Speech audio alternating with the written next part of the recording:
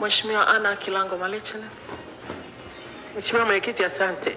Mheshimiwa Mwenyekiti, kata ya Kalemawe ni kata ambayo iko pembezoni sana na imesimama yenyewe sehemu za ziwani. Wakati wa kampeni kata hii tuliahidi na iliahidiwa kwamba itajengewa kituo cha afya na mkurugenzi wa wilaya ya Same akalisimamia hili. Je, serikali mnasemaje kuhusu ujenzi wa kituo cha afya kwenye kata ya Kalemawe?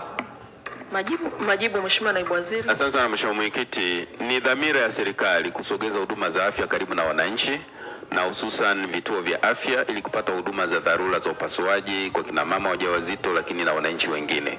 Katika eneo hili swala la muhimu ni kufanya tathmini ya vigezo. Kwanza, idadi ya wananchi katika kata husika, lakini pili ni umbali wa kutoka kituo cha jirani zaidi kinachotoa huduma za upasuaji, lakini tatu, upatikanaji wa eneo linalotosheleza mahitaji ya kituo cha afya.